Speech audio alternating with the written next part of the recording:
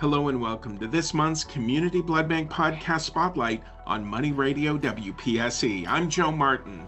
Today we're taking a look behind the scenes at an important advancement happening right here in our community that will directly impact patient care across our region. Community Blood Bank, in collaboration with UPMC Hammett, AHN St. Vincent, and LECOM Hospitals, has invested in new specialized equipment that will be housed at the Blood Bank's Fixed Donation Center on Peach Street in Erie. This addition represents a major step forward in how life-saving blood products are prepared and delivered to patients in need. Joining us today is Dee Rosenthal, Executive Director of the Community Blood Bank of Northwest Pennsylvania and Western New York. Dee, thanks for joining us. Thanks for having me. Dee, so many donors may not realize what happens behind the scenes after they give blood. Why is this new equipment such an important addition for the Community Blood Bank? Yeah, absolutely. So the blood bank's interesting because typically if you're a donor, you see the donor area, you come in, donate, get your refreshments and head out. And you probably know that we take your blood back to our lab, but maybe don't really know kind of what happens beyond that. But we have an entire lab behind those glass windows and some really cool stuff happens back there. So this new piece of equipment that we're going to talk about is a blood irradiator.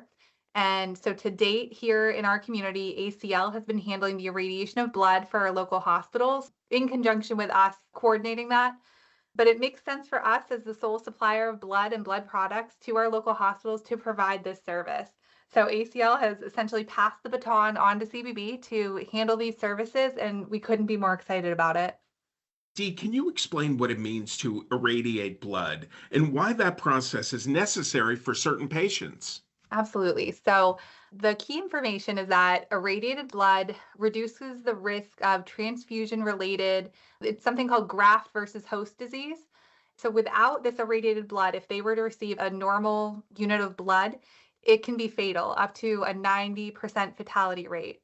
So this GVHD can occur with transplant patients or patients who are immunocompromised, among other conditions. And so the irradiation process destroys any DNA of the white blood cells, which can cause that.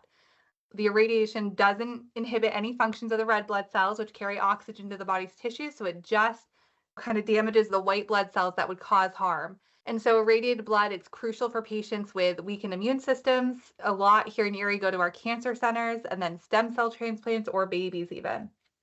You're listening to the Community Blood Bank Podcast Spotlight on Money Radio WPSE. I'm Joe Martin, and our guest today is Dee Rosenthal, Executive Director of the Community Blood Bank, discussing a major investment in local blood safety and patient care. Dee, how common is the need for these specialized irradiated blood products in our community?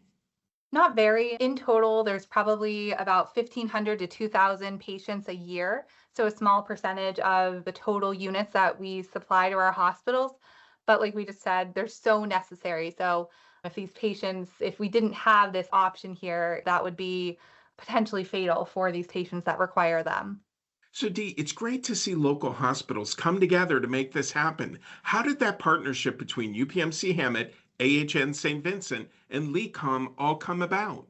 Absolutely. So CBB is a joint venture. So meaning when we were created, it was formed by the three hospitals. Now, back in 1966, those hospitals had slightly different names, but they are still the founding hospitals for the Community Blood Bank.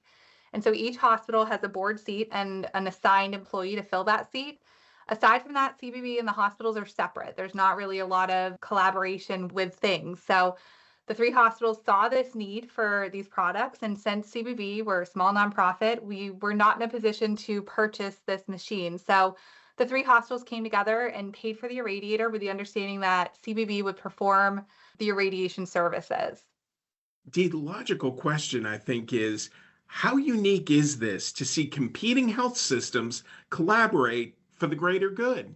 Absolutely. So it's hard to think about competition in the health industry, right? But you have a choice of where you're going. So there is always going to be that competition in the same industry. But it's so impressive to see that our hospitals care so much about the well-being of our community that they would come together on this initiative to ensure that the community has the blood products they need. So I just think it speaks volumes to how into the community all three hospitals really are and that they really care about the community more than all of those things. Dee, lastly, and thank you so much for your time today. What kind of impact are you projecting that this will have on the overall blood supply and patient care here in our area? I think the biggest thing, it just means that community members that unfortunately are going through a difficult health situation don't need to worry. So when you get sick or have to go through treatments, they can go to the hospital and know that the blood and blood products they need are available. While we've talked many times about being front of mind from a sense that we need the community to step up and donate blood in order to achieve our mission, we also want to kind of be behind the scenes when it comes to the supply of the blood. So we want to ensure that our community isn't worried about the blood supply if and when they need it. We want to be the ones to worry about that. We're working hard to do that, making sure there's a safe supply, and community members shouldn't have to think about that when they're already going through a difficult health journey. Dee, thank you again for the leadership that you show at the Community Blood Bank and for sharing this important update with us. Thank you so much for your time today. To our listeners, while you may only spend a short time donating blood, what happens afterward is complex, highly specialized, and absolutely critical to saving lives. This new investment ensures that patients in our community have access to the safest and most advanced blood products available. For more information or to schedule your next donation, visit forhearts.org. Once again, that's FOUR hearts.org. Thanks for listening to another WPSE podcast production.